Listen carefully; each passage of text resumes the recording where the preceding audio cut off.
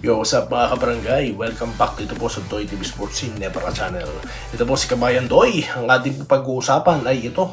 Bakbakang Hinebra San Miguel, Game 5 na po. Ito po ang ating prediction at ang ating preview na rin. Ayan, pagsasabayin na natin. And of course, ang paborito nyo mga pa-shoutout.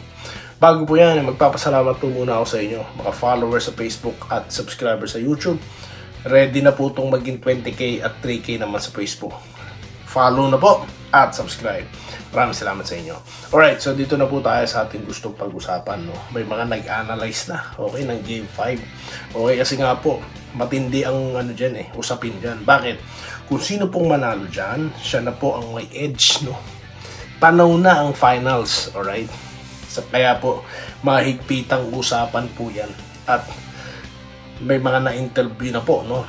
Ng mga coaches. At isa nga po dyan, itong two-time PBA champion, no, na si Coach Derek Pumarin. Napaka-veteranong coach yan. Alright. So, nabanggit niya nga po, no, halos parehas lang kami, no, as a regular fan. No? Parehas lang kami ng thoughts, no, about the game. San Miguel is very predicted na po yung kanilang play, no, na Junmar Fajardo. Okay, kasi nga, may mga nagtataka bakit si Junmar, he posted 20 points, no, during the eliminations. Bakit ngayon? Ganyan. Okay? First game, di ba? 23 points siya. Well, mabilis ang sagot dyan nga. Kasi nga, tatrap na kagad ng Hinebra. No? So that Junmar will pass the ball, no, sa sino man libre. Pero may mga what ifs tayo dyan, mga boss. Kung game 4, hindi po nagpapasok. What if magpapasok itong game 5? Di po ba? So, kasi that works for them, di po ba? Sa game 2 and 3, di po ba? Ang nangyari sa San Miguel ngayon, yung parang yung nangyari sa kanila nung game 1, ang pagkakaiba lamang, mababa ang production ni Junmar nung game 4. Okay. So, sa tingin ko dyan, ang gagawin dito ng Hinebra, although kino-contest naman nila lahat ng shots ng San Miguel, siguro mas magiging maigting pa, no? Siguro konti pang close, no? Magko-close up sila sa shooter. Tipo ba? Kasi ibang usapan na pag nagpapasok po yung tira nila, no? Ang momentum mag-shift. Kasi nga po, ngayon kasi ang momentum nasa Hinebra kasi nga sila yung nanalo. San Miguel ang natalo, di po ba? At tabla na nga itong labanan na ito. Okay. Kaya po nasabi natin sa nakaraang content, no, na maraming mga na-high blood po ata dyan. Delikado San Miguel. Panoorin nyo po kasi yung gabuan ng content, no, bago po kayo mag-violent reaction.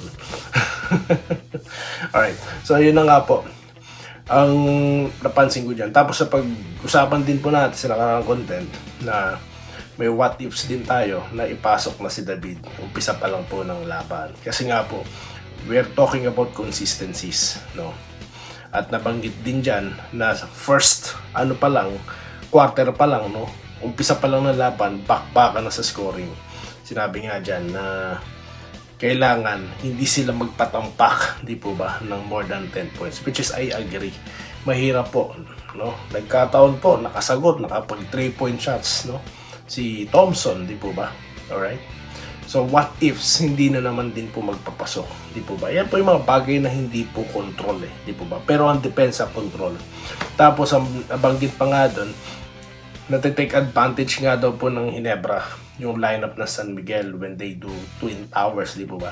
Natatakbuhan sila ng Hinebra. Okay? Natitiraan sila sa labas ni Torres dahil libre. So, yun mo mga bagay na yun, no? May na-expect po natin na mag-a-adjust ang San Miguel, no? Alright.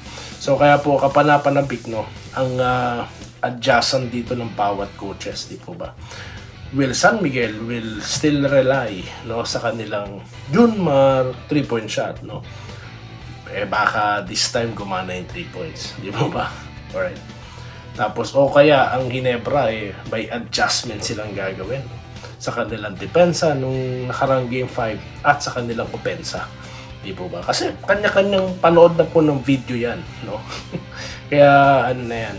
Sabi nga ni Perez, hindi nila expect si Thompson, no? Alright. What ifs, no? Pagsabay na yung tatlo. Jimmy Butler, Stephen Curry, At ito nga pong si Thompson, no? Alright. Tapos si Torres naman, no? Biglain nila, no? Balikta rin nila yung first five. Di po ba? So yun lang mga what ifs natin. Alright? Shoutout na po tayo. Dito po tayo kay Ma'am Sarah Eguia na nag-good luck sa Ginebra. Okay, sana rin po makuha ang Game 5. Okay, present din po si Sir Joseph Pineda. Later, okay, nabasa ko na pala ito. Okay. Enrique Rivero, no? Na masarap ang tulog, ha? Shoutout sa inyo. Kay Sir Wenceslao Hapon, no? Maganda, laban Game 5. Okay, Carlito Bolima, nag-good day, tama ka. Dapat pumapasok ang 3 points. Buti pumutok si Scotty. Yun na nga po, no? Andresito Lantason, nagmamagandang hapon. Okay. Yung chemistry daw, ganda. Alright. Dito tayo kay Romulo Macaraig, gandang hapon. Doy TV, talagang lumalakas ang loob ko dahil sa positibo mong pananaw. No? Alright. Ganyan po talaga, no? Kailangan po natin, sabi ko nga sa inyo, kailangan nating i-rally, di po ba, ang team, no? Hindi po pwede manalo tayo, kahit matalo, mali, ginto pala. Pag tayo natalo, okay lang. Hindi po dapat ganun eh. Dapat ang rally natin, manalo. Ano sabi ni Coach Tim Con? You have to believe that you can beat them. So ganun yun, no? You have to do it. At ito nga po yung Ginebra channel, di po ba? Kaya pasintabi sa mga minamahal nating fans sa San Miguel dyan. Di po ba? Ganun talaga, no? Sabi ko nga sa inyo, Andoy TV Sports, may kinikilingan. At Ginebra ngayon, di po ba? Magkagayon man, sinasabi ko lang naman yung sa nakikita ko, di po ba? Mali po ba yung mga sinasabi ko na Junmar, tapos 3 points na lang, 3 points here and there, di po ba? So, mali ba yun? Di lang ako nakapansin yan eh. Si di ba? Si Coach Pumaren. Minerva Nimba, good afternoon. Good luck daw po sa Game 5. Nagpapa-shoutout si Olan Ramos. Ayan, shoutout sa isa. Sir Renying Aska na good evening. Isa nga dapat gawin ni RJ, dagdagan pa niya tibayan kanyang depensa. Well, abangan po natin yung breakout game dito na Barrientos, no? Medyo, nanibago. Pero, hindi po porket mababa ang production niya, mali yung kanyang first 5, hindi po ganun, ha? Okay, nakati po ang attention dito. Nasabi nga ni Perez, they don't expect Scotty because they are, they might thinking na yung opensa na kay Barrientos, no? Kaya medyo napabayaan nila si Scotty rito, di po ba? Tsaka pansinin nyo po ha, hindi masyado nagpapasok ang tira ni RJ. Pero kung lahat yun, no, gumana, this is it, no? Okay, naamoy nyo na. Pedro Molina, Bustoy, kung walang pahardo match ang laban, baka dihado pa SNB. Galing mo mag-explain, may sense. Salamat po kay Ma'am Arlene Bautista, no? Lakay Collado, good being po sir ito. Total effort po talaga ang ginawa ng Billy mag-aggressive sa offense and defense.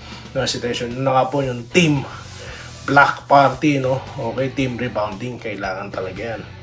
Okay, puro reklamo pa itong mga taga San Miguel, no? Wala namang foul doon. Kayo naman, puro palusot eh. Itigil na yung pagpapalusot, no? Pagtalo, talo. Tapos na po yung laban, no? Okay, nagreklamo na nga po. Ito namang Chris Ross. Tinulak daw siya. Nireview na nga eh. Hindi po ba? Tama na po yun, no? Okay, move on na po tayo, ha? Okay, Roberto Quijano, nag-good PM. Idol, maganda ang best of 7 dyan. Okay, tignan po natin yan, no? Dapat po maiba na, no? Okay. Dapat pagka tapos na dapat yan sa Friday. Eduardo Prasdilla, good PM Doy TV, manalo itang Ginebra laban sa Birmen sa Game 5. Ayan, mga prediction nyo sir. Vincent Lava, good day kawayan Doy. Ganda ng laro nila, opensa at depensa. Alright, Robert Kebiab, shoutout. Robert to Indelible.